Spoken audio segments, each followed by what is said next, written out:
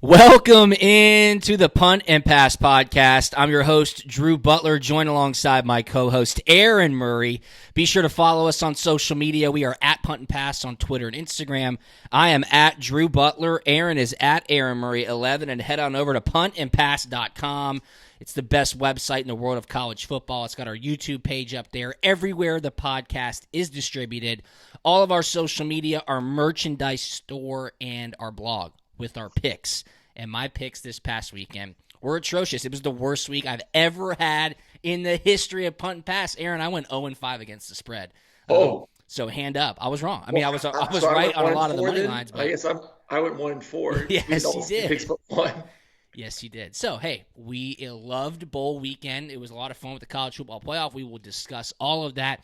Tons of news breaking in the world of college football as well. We have the national championship game set up. That, of course, is a week from today. It's Alabama, which everybody expected, against Ohio State, which I think very few people expected to beat Clemson, especially in the way and the fashion that they did. We'll dive into that. We'll break it all down. Where should we start? I mean, New Year's Day started with an unbelievable slate of bowl games, and it started with the Peach Bowl, Aaron. Number 9, Georgia, against number 8, Cincinnati, undefeated American Athletic Conference champion Cincinnati. It was a hell of a game, a lot of fun to watch. Georgia wins 24-21, showing a ton of grit, showing a ton of fight, and they beat a team that really looked like they wanted to be there. Yeah, I mean, listen, that was a great team in Cincinnati. But I know a lot of fans like, oh my goodness, it was Cincinnati. We almost lost the game. It's a group of 5 team. That's a damn good group of 5 team. Yeah. I've said it over and over for the past couple of years. Cincinnati's legit. Luke Fickell's legit. Desmond Ritter's a pretty darn good quarterback. That's a great defense. I mean, that was a great all-around football team in the Bearcats that they played. So you knew they were going to come out with a lot of energy, a little bit of a chip on their shoulder. I said it last week. They were going to put the group of 5 on their backs and say something needs to change. We are representing these teams in the country, around the country, and saying, expand the playoffs, let one of us in, or we're going to do our own damn thing eventually. And I think they needed to eventually do their own thing. But I think even with Cincinnati losing, I still think it adds a positive spin and a positive outlook to the group of 5 and say, okay, these guys are legit. There's some good teams in this league. They do deserve some of our recognition and love going forward, which, like I said, I think there's good enough football players, they're good enough coaches, good enough teams that they can make it interesting against some of the powerhouses across college football. But I'm with you, man. It was a great game.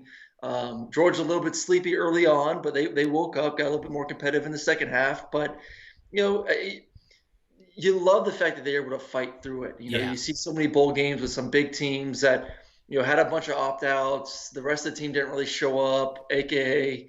Florida Gators, and really could care less about being there. But you saw that Georgia wanted to be there. Yeah. They're in their home state. They were there in Atlanta.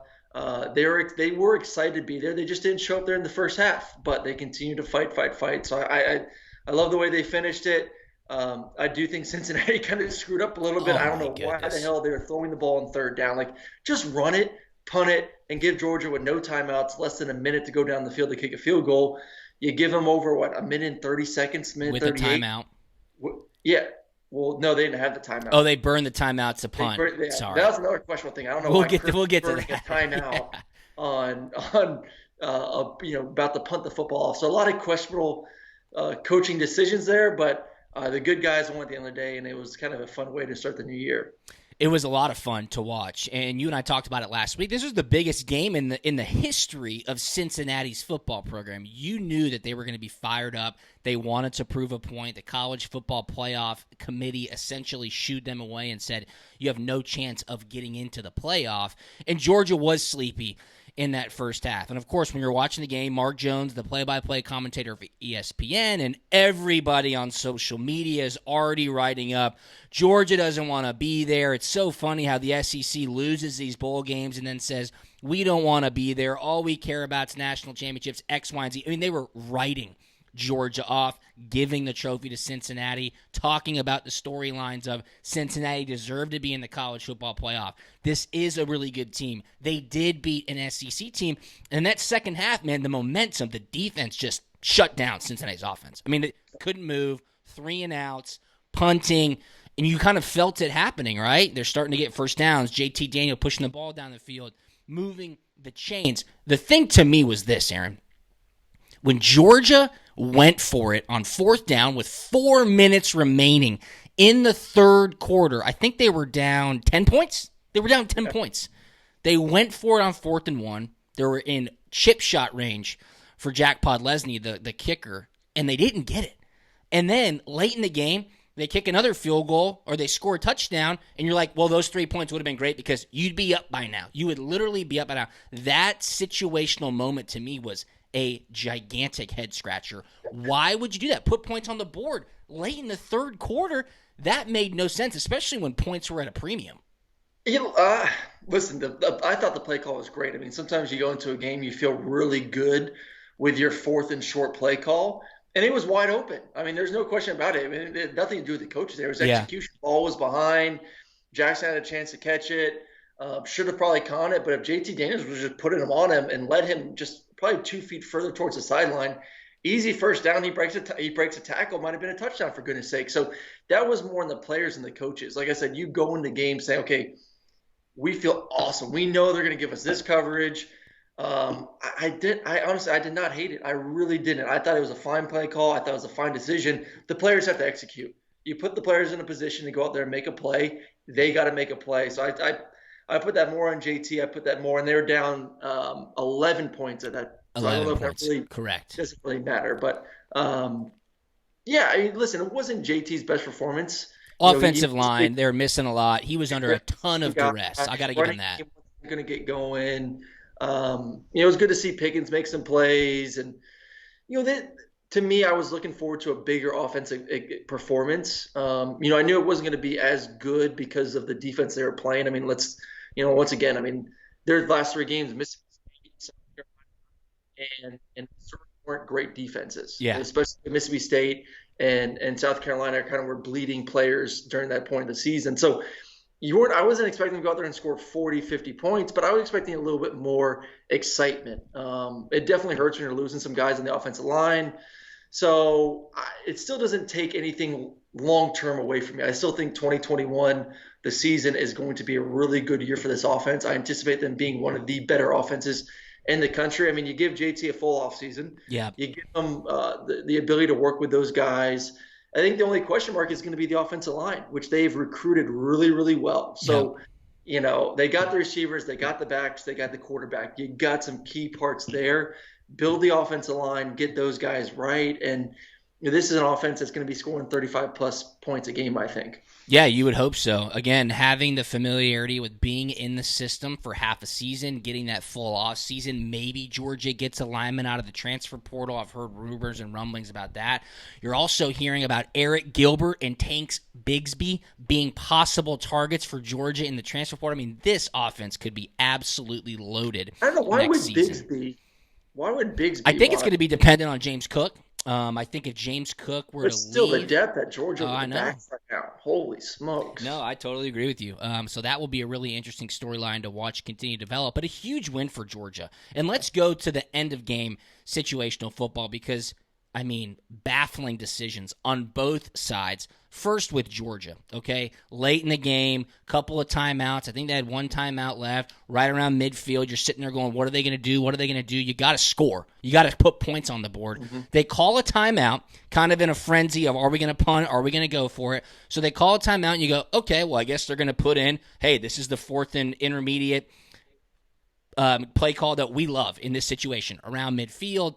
And they trot the punt team out, burn a timeout, trot the punt team out. Camarda kicks a touchback, and you're like, what was that? I mean, you literally thought you just ended the game. I mean, that to me was, again, situational football.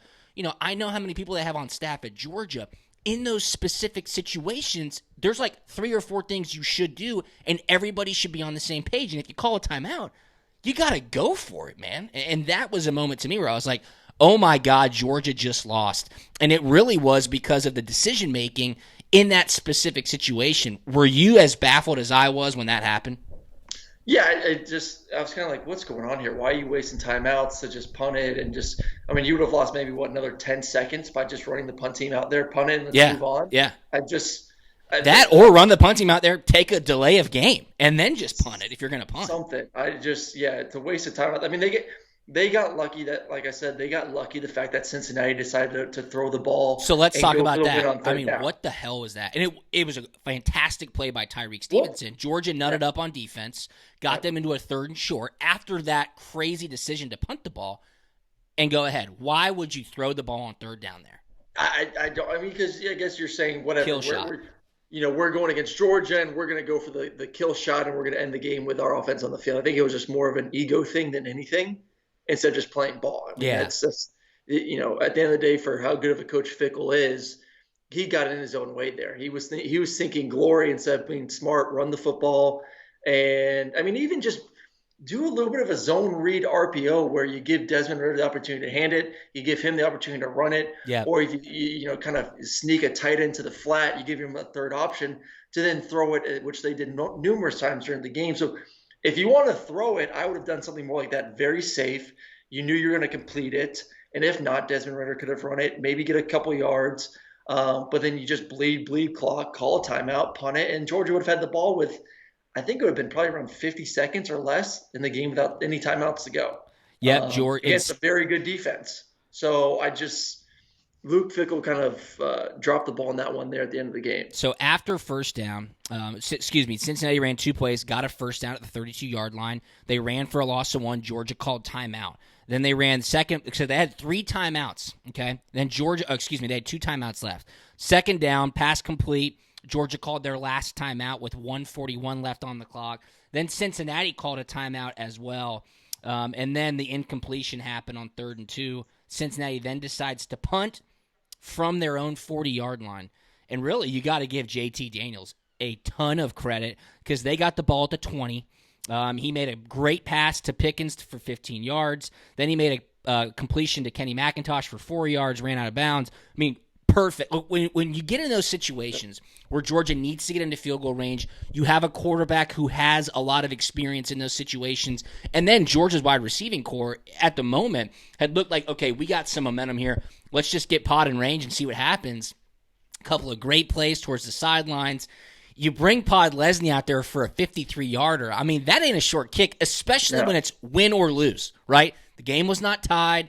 Overtime was not a situation right there. It's, hey, Pod, game is in your hands. Kick it, you make it, we win. You miss it, we're going home. We just lost to Cincinnati. And, buddy, he absolutely drained that kick. That was awesome. I mean, a lot of fun. For the season that Georgia had, there wasn't really a lot of late game heroics where you're sitting there on the edge of your seat thinking, oh my God, are we going to win? Are we going to lose? I can't remember the last time Georgia had a kick that was win or lose at the end of the game. So hats off to Jack Podlesny. Hats off to the offense for getting in that situation.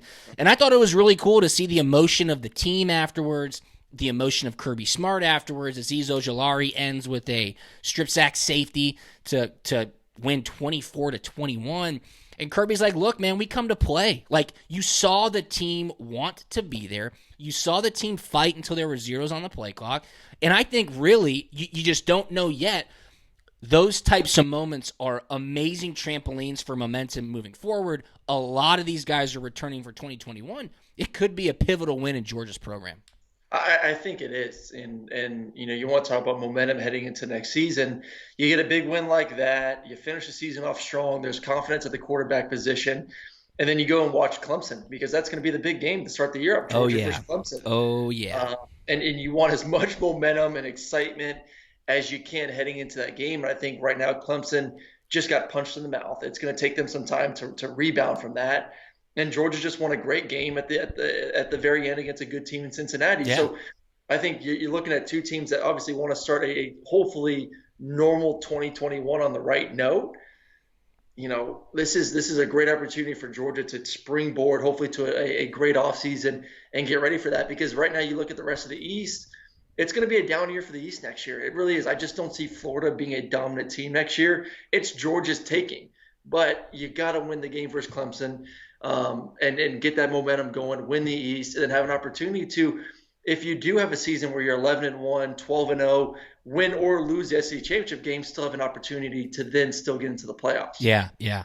Again, we're going to wrap this thing up with the Georgia game and the Peach Bowl, but Cincinnati was a good football team. Number 8 in the nation. They were undefeated, and there's always a ton of comparison. Did they prove to you that they should have been given some more credit? 100%. 100%, but so did Oklahoma, right? I mean, Oklahoma looked damn good at the end of the season, but, I think in the end, this kind of proves, hey, expansion might be on the way in the college football playoff. And for whatever reason, there's always comparisons about Kirby Smart and Mark Richt, and the one that jumps out to me the most is that game, the Peach Bowl, was Kirby Smart's 10th victory over a top 10 team, and that's in his first 5 years. Coach Richt had 10 top 10 victories in 15 years at Georgia. So, those big game moments, the ones that you need to win, that really tells you the depth that you have, the recruiting that you've done, and the coaching. So, huge win for Georgia. Great win. We'll see where they finish up in the final rankings that will come out after the national championship game. Let's talk about the Rose Bowl. Really not too much to dive into here. Alabama against Notre Dame. And it wasn't close. I mean, Alabama's first 3 drives, it was a cakewalk. They were going right down the field. Najee Harris jumps over the guy, runs for another 40 yards. Devontae Smith, absolutely unstoppable. He will win the Heisman. He had 7 catches for 130 yards and 3 touchdowns. Mac Jones, ho-hum, 25-30 for 297 yards and 4 touchdowns. Good for a 97 QBR rating. Aaron, these guys are unstoppable. And here's the thing. Okay, I said it last week. I said if there's any way Notre Dame covers, it's because Alabama takes their foot off the pedal, they get a late touchdown, and they cover. Of course, that's exactly what happened. But Notre Dame, in these moments, now they are 0-7 in BCS, New Year's Six, or college football playoff games. And Aaron, they've lost all 7 of those games by 2 touchdowns or more. It's baffling to me. You can't blackball Notre Dame and just say they can't do it. But holy shit. I mean, it's really frustrating to watch it. It was not even a competitive football game. No, it looked like a varsity team versus a JV team. I mean, Alabama, if they wanted to, if we're serious here, if they wanted to, they could have scored 50, 60 points. I agree with that. I feel like in the second half, they just said this game's over with. Look towards national championship. Absolutely. And we're just going to start getting mentally ready for the national championship. I mean, Notre Dame had no chance in that football game. And I mean, there's maybe a handful of teams that could have made that a good game. I mean, I just think I don't blame Notre Dame so much, and obviously their history doesn't help the situation at all. Like you said, 0-7, lost all those games by 2 touchdowns or more. Alabama's just that good. That's the issue. Alabama is just on a different level than anyone else in the country. We'll see if Ohio State can make it a good game this upcoming week, this upcoming Monday in the national championship. I just think Alabama, if they wanted to, which they have done all season, can beat anyone by 2 touchdowns or more. Yeah. This is a special team. This is one of the best, if not the best teams that Nick Saban has ever coached. This is the best team I've ever seen play, and that's including last year's LSU team. As long as Alabama wins next weekend or next week versus Ohio State, this is the best team I've ever seen play by far. I mean, it's amazing. I mean, They can score at will, and they can play defense. Yep. They've had a couple games they've struggled defensively. I understand that, but it's nowhere near the extent that LSU struggled last year defensively, pretty much the entire year. This is an elite team, and like I said, you're frustrated with Notre Dame. I mean, eventually they have to show up in these type of games. They have to show up in the bowl games. They have to show up in BCS games. They have to show up in playoff games. But I do pity them a little bit because Alabama's just they're a different beast. They really are different beasts, and they showed that. And again, I mean, this game was not competitive if you watched it. Alabama can do whatever they want at will. They shut down Ian Book.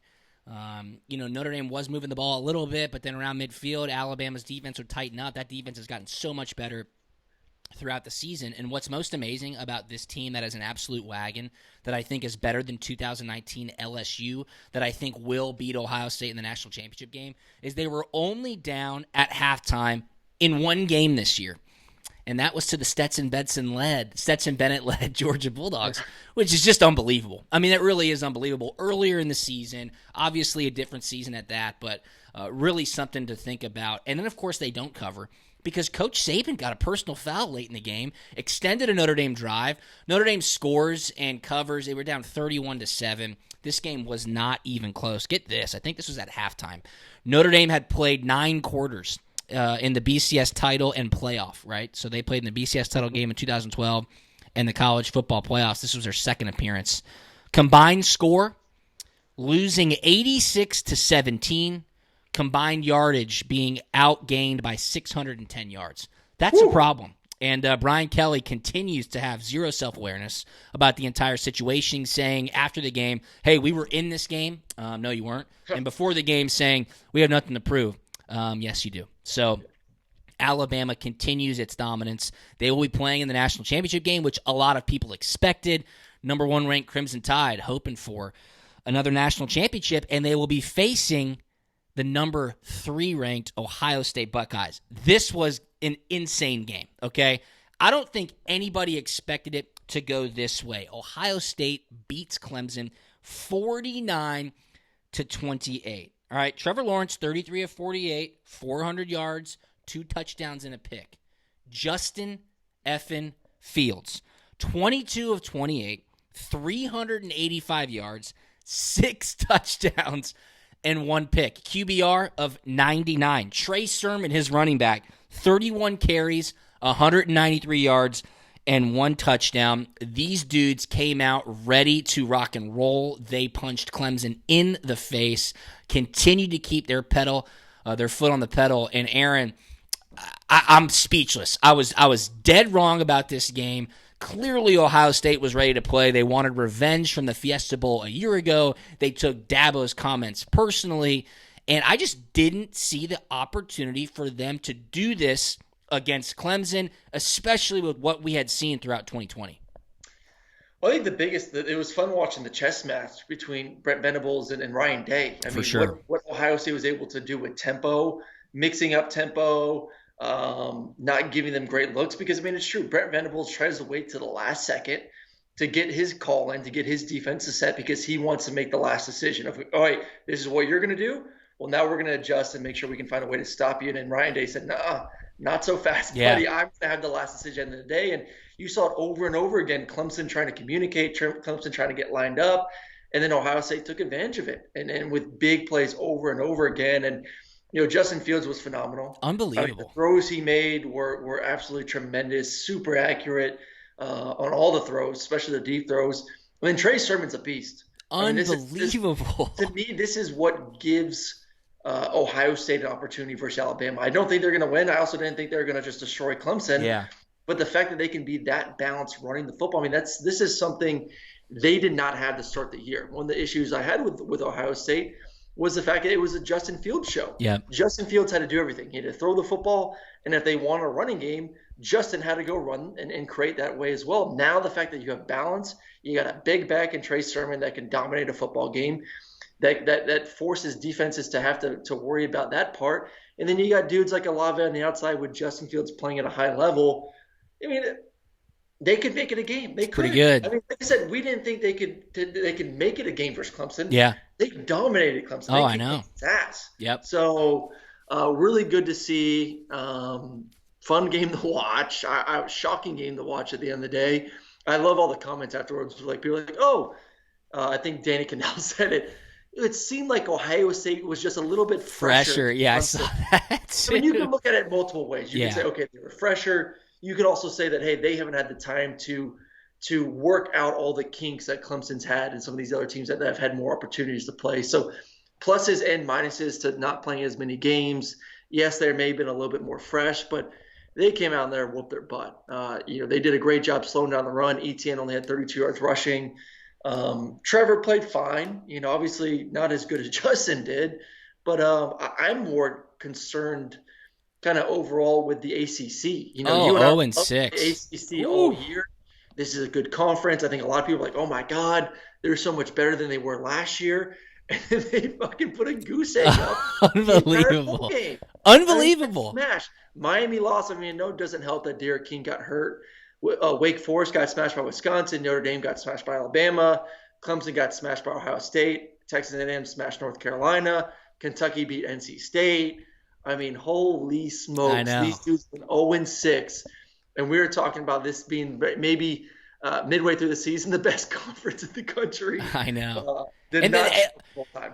look, I know conference records in bowl season get inflated. They get brought up because there's nothing else to talk about, especially in this season where it's like, hey, are you even wanting to play in a bowl game? I get that, but you can't go 0-6. You cannot go 0-6. That matters. And the ACC putting up a goose egg, that is very bad for the conference as a whole in 2020, especially when you sent two teams to the college football playoff and they both got absolutely boat raced. Let's talk about the turning point in that Sugar Bowl. And then I think it was when Skalski got ejected for the targeting hit, right? Justin Fields scrambles late first quarter, early second quarter, open field tackle. Skalski's sitting there, Clemson's linebacker, who is the probably leader of the defense. Yep. He's sitting there ready to make an open field tackle. He gets into position, and Fields spins into him. I mean, spun into him. If you saw it and you watched it, right, Skalski's there getting ready to make a shoulder-first form tackle. Fields tries to evade, spins into the crown of Skalski's helmet, which goes directly into his rib cage. Fields is down, writhing in pain. Thought he's dead. I mean, I thought he cracked a rib that punctured his lung. I thought he was off the field. Not coming back, goes immediately into the tent. Looks like he is in some serious pain. And then Skalski, of course, the flag is thrown. You think, okay, well, they're going to review it. They always review on an ejection. This targeting ejection rule needs nuance. Not the targeting rule, okay? Everybody can agree the targeting rule is fine. If you're going to throw a player out of a football game, there needs to be nuance. He did not leave his feet. It was not malicious. Did he strike the other player's helmet? No. It was a form tackle, okay? And I loved how Skalski, after the game, went up to Justin Fields. Skalski tweeted and said, I need to be better. I understand the rule. I will be better in the future for my teammates. Like, I get that, and I give him a ton of credit for that. There needs to be nuance because when you're going to throw the leader of a defense off the field in a semifinal game for a tackle that's made, plenty of times throughout a football game, I just think that's a bit crazy. Let's go to Justin Fields. He goes to the tent. They're showing him on the sideline, trying to throw. Can't even throw. I mean, grimacing, trying to get on the exercise bike. Can't even put his leg over. I'm sitting there going, this dude can't play. I mean, my wife and I are watching the game. I'm going, they're going to put him back in? He's going to get killed. Yeah. Aaron, you're a quarterback. You played on a torn ACL. I don't know. I tweeted this out, and I said, I'm just making an observation here. Just making an observation. Couple of drives, things weren't going so well with Justin Fields, and man, he was hurting. Oh, man, he was hurting. Then they started moving the ball down the field. I didn't see anything. I mean, that throw that he made to the tight end was an absolute frozen rope. He wound up and dialed that thing in there, and you didn't even see him go to his rib cage. I'm sitting there going, Paul Pierce vibes a little bit. I mean, you can't knock the performance, but with the theatrics, let's take a seat. Come on now. I don't know. Well, let's go back to the targeting. Yes, it was targeting, and he lowered the crown of his head. But I'm with you, man. We talked about this about middle of the season. I think Joel Klatt kind of brought it up in one of his broadcasts. There needs to be a difference between malicious, leaving your feet, launching at another player's head. Of okay, that took it across the line. I mean, you're trying to take that player's life. You got to get out of the game. Amen. To a play like that where it's so bang bang. Plays happen, guys fall. It's just it's a fast game. I feel for defenders nowadays. I really do, because the fact that you have to worry about where you're tackling a guy and then all of a sudden he drops down, you hit him in the head. There needs to be a point where you can look at a replay and say, okay, it was targeting, it was a hit above the shoulder pads to the helmet area, or like there the crown of the helmet did dip a little bit, but was it malicious? Was it an intent to hurt the player? No, we can see that 15-yard penalty will do that. And do it like an unsportsmanlike conduct, where if it happens twice, then okay, you're out. You gotta learn your lesson. You gotta be better and correct that for the next game. But you don't kick a player out for a tackle like that. I agree. I do. I think there needs to be degrees of it at the end of the day. Yeah, and then and then Justin Fields stays in the game and chucking deep balls and running and scrambling. I mean, come on, dude. He was not feeling good the next day, I guarantee. He woke up that next day like, woo-wee. So is that Toradol? I mean, I've gotten a Toradol shot, and if it's bones, It'll mask it a little bit. But I honestly thought he cracked a rib and possibly punctured his lung. I mean, I thought he was dying on the field. I thought he cracked the rib. But obviously, I mean, once adrenaline's going too, that helps. And But he I'm was sure he chucking was the ball 50 yards down the field. Listen, adrenaline's a powerful thing, man. You're playing Clemson, chance to go to the national championship. I guarantee if I was in his position, I would have done everything I could. I don't know if I would have, held back the pain as well as he did there in the third and fourth quarter, but I guarantee that next morning he woke up in pain. That was a shot. Oh. I mean, he hit the living crap out of him. No, he did, dude. I was like, I thought he was out of the game. I mean, I really did. It was an unbelievable I was thinking collision. in my head, and I don't know if I feel bad or not for thinking this, but I was like, damn, for Clemson, if you lose your starting linebacker, that sucks. But if he at least took Fields out of the game, then I would take that trade. 100%. That's like taking your pawn. No, I wouldn't say pawn, but maybe like a bishop for a queen. There you go. Chess right there. There you go. Queen's Gambit. No, I totally agree with you. The way he was delivering that deep ball too, letting Olave track it and get underneath it. I mean, those are almost nearly impossible to defend. I think Justin did have a chip heading into the game, though. Oh, no. There was a lot of talk about, obviously, I don't think Trevor Lawrence hurt his draft. Trevor Lawrence is going to be the first pick in the draft, no question about it. Let's just get over that. But, that the Zach Wilson kid from BYU started coming into the discussion. People putting out predictions of, hey, he's going to be the number 2 quarterback. Justin, based on the way he's played this year, is going to drop to number 3. I think Justin was pissed, man. He was. He's like, listen, I'm elite. I'm going to prove it. And I don't know if I'm going to do it enough to show that I should be drafted ahead of Trevor Lawrence, but I'm better than this damn kid from BYU. And I think, to me, the way he played, I'm taking Trevor Lawrence if I'm the Jets. Yeah. No, I totally agree with you. Justin Fields, that is. You think Trevor Lawrence is going to the Jags. I'll end it with this. I mean, I really didn't know what to say. Hand up, I was dead ass wrong on this Sugar Bowl. And here it is in regards to Justin Fields, and I tweeted this out. I didn't expect that based off of his 6 games in 2020.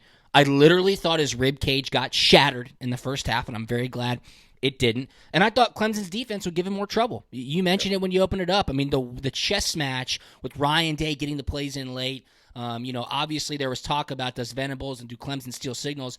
They did a fantastic job. Justin Fields absolutely killed it. Alabama's going to be ready. But what a game. I mean, Clemson losing 49-28. So I'm sitting there watching the game, Aaron. The funniest thing to me was, one, the score bug, the new ESPN score bug with the gold. Oh my God! I'm glad you tweeted that. It was every time I was like, "Is there no penalty? Is there no penalty? What are they Is there no penalty?" How does that pass any sort of meeting by what? Like, I think if one person watches football on TV and you saw, they'd be like, "Dude, change the color. It looks like there's a flag on every play."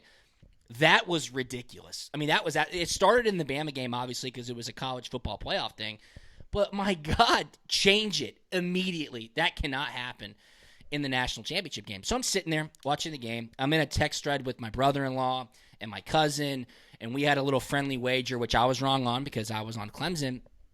And I just kept looking at the score bug, and it just said, Clemson 11-1, Ohio State 6-0. And I was like, I just can't believe a team that's played 6 games is about to go to the national championship. So I've had a couple glasses of wine. I get my phone out. I text my brother-in-law and my cousin, and I said, hey, I just thought of a tweet that should get some pretty good reaction. And they said, what is it? So I tweeted it out. Did you see what I tweeted out? So I tweeted this out. I said, Clay Travis, Justin Fields, and President Donald Trump fought tooth and nail for the Big Ten to play football this season. Now Ohio State is going to the national championship. You can't forget where it all started. And, I mean, it went off. I'm sitting there going, it's like midnight. Jackie's asleep. I'm like, babe, this tweet has 2,000 likes in 2 minutes. I was like, do you think Trump's going to retweet it? Because he retweets anything. I tagged everybody in it. The replies that I was getting were out of this world. Dude, it is the funniest thing I've ever seen. Clearly, I'm joking. I mean, obviously, I don't talk politics on the podcast. I don't talk politics on my Twitter.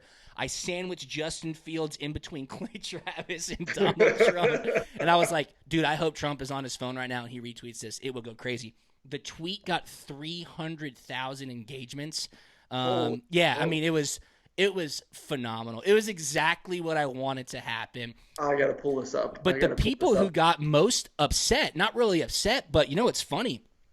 so many Nebraska football fans were like, can't forget about Coach Frost. Nebraska saved Big Ten football. Then the people who hate Donald Trump were like, I can't believe you're such an idiot. You're such an idiot. It's the funniest thing. It was literally so funny. So drunken nights with Drew Butler. I wasn't even drunk. I just said this is going to get reaction, and it surely did. It was it's a chefed up tweet that I thought was just it was perfect. I mean, it did exactly what I wanted it to do. So those the replies to people were like, "Is this guy serious right now?" It's like, people, relax. My goodness, we're talking about college football here. Too funny. Wow. Oh, I love it. Good for you. Yeah, good for me. How about Texas firing Tom Herman? 2 weeks ago, they told us that they're going to keep Tom Herman after they went after Urban Meyer, it seems like.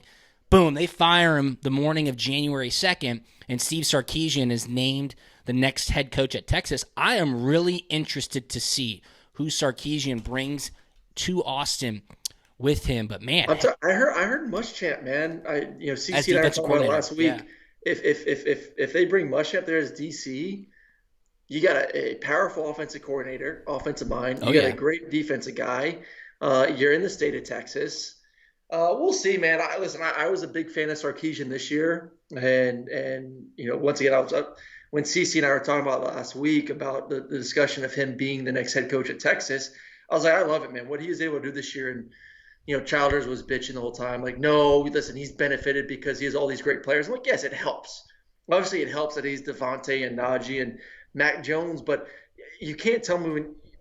That's also I said this to him. It's similar to saying Andy Reid's not a great offensive mind because he has Patrick Mahomes and Travis Kelce and Sammy Watkins and the little fast guy and all those great running backs. Okay, Andy Reid's not a great play caller. He's just lucky because he has those. No, Andy Reid is one of the best player callers, if not the best player callers in the country. Yeah. I'm not saying Sark is on Andy Reid's level, but Sark's a damn good offensive mind. He's proven it to me, and the way he schemed things up. So I think if he can get a great defensive guy to go along with him at Texas, I think he can do well. Muschamp's been there before. I know. Got familiarity with the program, got familiarity with how things work in Austin. And like you said, I mean, Sark, head coach at Washington, head coach at USC, was successful with the Atlanta Falcons. Now he's learned under Nick Saban. And obviously, when you get under Lord Saban, your career trajectory is going to go straight up, and that's exactly what it did. So good for him. It was reported also yesterday that Bill O'Brien was in Tuscaloosa. They weren't sure if it was in an official capacity, but, look, if you're an offensive mind or a defensive mind, look for maybe Dan Quinn to visit Tuscaloosa. Nick Saban just wants to get his hands on anybody, so I will be interested to see, especially with Sark at Texas, how that works out in Austin.